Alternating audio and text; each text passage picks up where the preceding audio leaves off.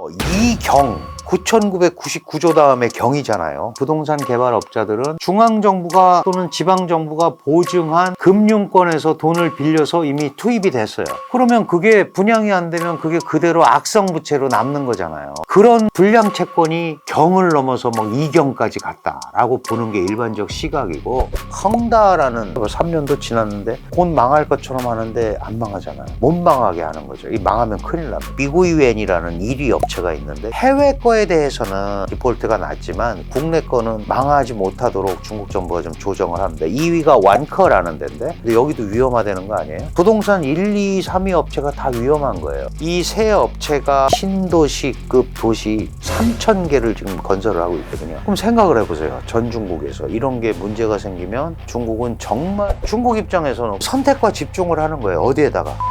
분야에 로 무장된 사회주의 국가 건설. 이게 사실 시진핑 체제의 목표예요. 네, 안녕하세요. 저는 한국외국어대학교에서 국제관계, 중국을 공부하고 연구하고 가르치는 강준영이라고 합니다. 시진핑은 지금 여러 가지 어려움에 봉착해 있는 게 사실이에요. 개혁개방 수십 년이 지나면서 세계 2대 경제체가 됐고, 사실 2010년에 일본을 물리치고 세계 제2위의 경제체가 됐어요. 그리고 2013년, 14년 이때쯤 되면 구매력 지수로 미국을 이깁니다. 그 상당히 이제 중진국 초입에 들어온 건 확실한 거예요. 근데 여기에서 넘어가질 못하면 세계 많은 국가들이 그런 것처럼 주저앉게 돼 있는 거죠. 뭐 필리핀, 아르헨티나 이런 많은 국가들이 그렇게 선진국 문턱에서 주저앉았잖아요. 미들 인컴 트랩이라고 그러는 게 중진국 함정. 이 중진국 함정을 넘어가지 않으면 정치가 안정될 수가 없는 거예요. 이 부분을 어떻게 넘기느냐에 있어서 시진핑 체제는 나름대로 머리를 써야 되는데, 부동산 시장이 중국에서 차지하는 비중이 뭐 한때 30몇 %였다. 지금은 조금 떨어졌는데도 25% 이상이다. 그리고 부동산 관련 취업자 수가 전체 취업자 수의 한 40% 달한다. 그럼 부동산이 안 되면 취업률도 떨어질 수밖에 없는 거잖아요. 거기다 청년 실업률이 계속 떨어지고 있는 거예요. 그러면 제일 좋은 방법은 기업을 활성화시켜서 취업을 하게 하고, 그래야 급여를 받고 가처분 소득이 생겨서 소비를 하게 만드는 게 선순환 구조인데, 이게 지금 중국 국내만 갖고 안 되니까 해외 자본을 계속 끌어들이는 노력을 해야 되는 겁니다. 그러니까 반간첩법이라든가 무슨 대외관계법이라든가 이런 외국으로부터의 안보의 위해를 받는 부분을 막기 위한 법들을 내놓으면서도 겉으로는 개혁을 심화시키고 개방을 확대한다고 말로는 하고 있어요. 그런데 중국의 이런 현상을 바라보고 있는 해외 투자자들이나 이런 사람들은 저걸 어떻게 믿냐, 저게 어떻게 될 줄 알고, 그게 지금 돌파구를 못 마련하고 있는 거거든요. 그런 의미에서 지금 시진핑 체제가 어려운 상황에 처해 있는 건 확실하다. 중국은 돈이 있습니다. 지금 외화도 약 3조 3천억 불이 있고, 그런데 이경 9,999조 다음에 경이잖아요. 이 정도의 지방부채가 있고, 그 지방부채들은 실제로는 중앙정부가 보증을 서서 빌려준 거기 때문에 지방 재정위기가 생기는 거는 바로 중앙의 재정위기가 연결이 되는 거고, 그게 바로 금융위기거든요. 중국은 금융시장을 개방하지 않아서 그나마 지키고 있었는데, 저거마저 문제가 생기면 중국은 정말 어려워지거든요. 그래서 빨리 부동산 시장이든 뭐든 일단 돈을 집어넣어서 살려야 되는 거 아니냐. 그래서 사실 9월 24일부터 막 6, 7가지의 대량의 부양자금을 집어넣는 계획을 발표하고 있는 거예요. 실제로 부양자금이 어떻게 될지는 모르지만 직접적으로 시장에 돈은 잘 안 풀고, 어려움에 처한 부동산 기업, 어려움에 처한 지방 정부 재정을 보충하기 위해서 뭐 700조를 융자를 해준다, 이제 이런 얘기를 하는 거거든요. 그런데 그게 일반 국민들한테까지 영향이 미치기에는 아직은 좀 부족한 거 아니냐. 그래서 여전히 부동산 시장이 회복이 되고 가기에는 한계가 있다. 그리고 시간이 좀 더 오래 걸릴 거다. 중국의 경제 성장 방식은요, 토지가 광활하잖아요. 그러면은 다른 거 가지고는 성장할 수가 별로 없어요. 그러니까 토지를 부동산 개발업자들한테 사용권을 팔죠. 그러면 그 부동산 개발업자들은 은행 빚을 가지고 건설을 하고 분양을 합니다. 근데 이제 건설까지는 부동산 업자들이 하는데, 분양은 지방정부가 해야 될 거 아니에요. 중앙정부가 또는 지방정부가 보증한 금융권에서 돈을 빌려서 이미 투입이 됐어요. 그러면 그게 분양이 안 되면 그게 그대로 악성부채로 남는 거잖아요. 그런 불량 채권이 경을 넘어서 뭐 이경까지 갔다라고 보는 게 일반적 시각이고, 그게 예전에는 중앙정부 재정에 잡혀 있었는데 적자로, 그런데 중국이 작전을 바꿨어요. 지방정부 대출회사라는 거를 따로 만들었어요. LFV라고 그래서 만들어서 이거는 지방정부와 관계없는 자금 조달 회사인 것처럼 했지만 지방정부 적자 예산에는 안 들어가지만 실질적으로는 이게 적자 예산인 거예요. 재정 적자인 거예요. 그런 것들이 하다가 이렇게 와버린 거예요.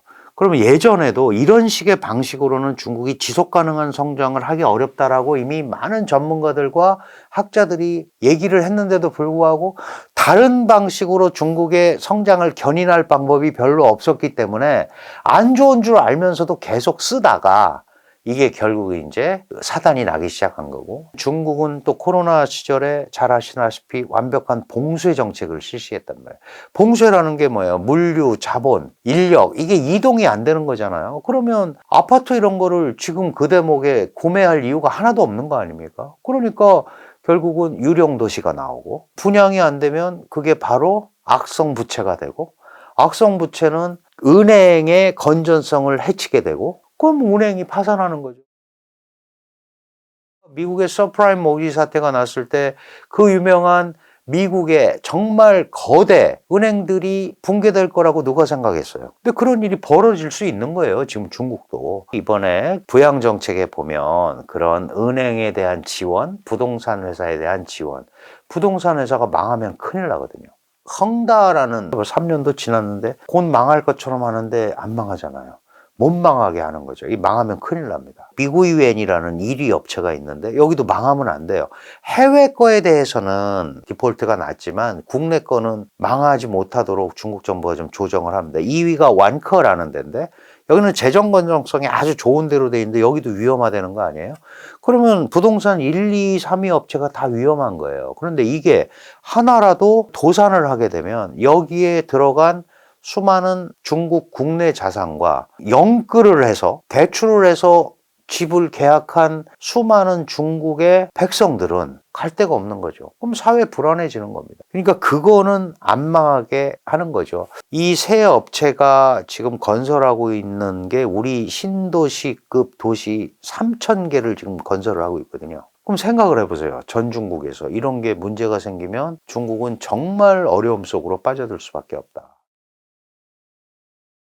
두 가지가 있겠죠. 내수가 활성화되든가 국제 경기가 좋아져서 수출이나 이런 게 잘 돼서 중국에 다시 투자가 되고 이런 구조가 되면은 해결이 될 텐데 내수도 안 좋죠. 중국은 전통적으로 내수가 한 55% 정도가 경제 성장을 견인해요. 그런데 지금 30%대로 떨어졌습니다. 수출은 원래 20%가 안 돼요. 중국에 차지하는 비중이. 그러니까 수출이 잘 돼도 중국 전체의 20%밖에 영향을 못 미치는데 지금 중국은 외국으로 무슨 수출하는 것들이 전부 보조금 줘가지고 밀어내기 수출하는 거 아니냐.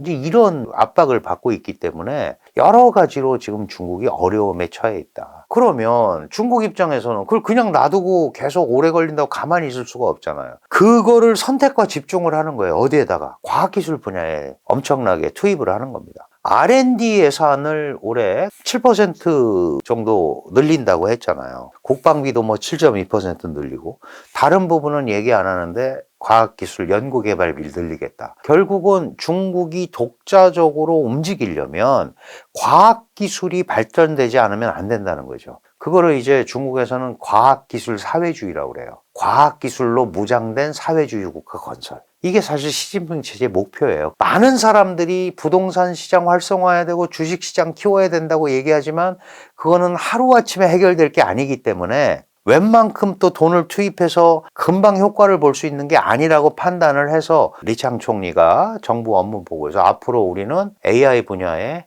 올인하겠다. 이렇게 지금 돼 있는 겁니다.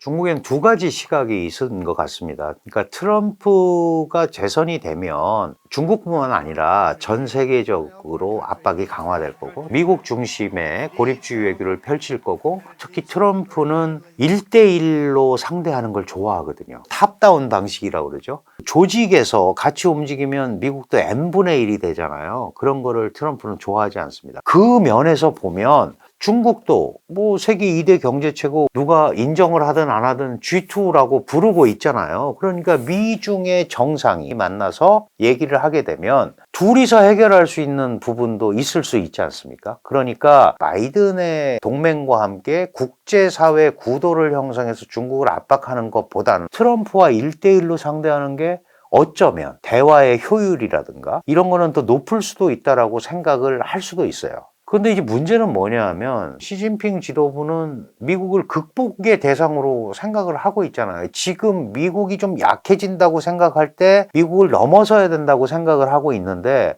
트럼프는 위대한 미국의 재건이 목표잖아요. 그리고 강력한 미국을 계속 얘기하고 있단 말이죠. 그러면 그것도 트럼프가 뒤로 물러설 것 같지 않다. 어차피 안 물러설 거면 중국도 세게 나가는 수밖에 없지 않느냐라는 시각도 있어요. 중국 내에 강경 기류도 있거든요. 강대강으로 갈 경우에는 또 다른 갈등이 생길 소지도 충분하다. 그러니까 이제 중국은 빨리 이 트럼프 라인과 소통을 하고 중국의 의사를 전달을 하고 하려고 노력을 할 거예요. 바이든이 해왔던 것들을 잘못됐다고 판단하는 트럼프 입장에서는 상당 부분 정책의 변화가 불가피하기 때문에 그런 부분을 둘러싸고는 미중 갈등이 또 일정 부분 계속될 수밖에 없다. 그런 의미에서 미국과 중국의 갈등은 변수가 아니다. 늘 있어온 상수다. 이렇게 생각하고 가야 되고 그걸 바라보는 우리를 비롯한 많은 국가들이 미국이 어떻게 나올 건가 그리고 거기에 대해서 중국이 어떻게 대응할 건가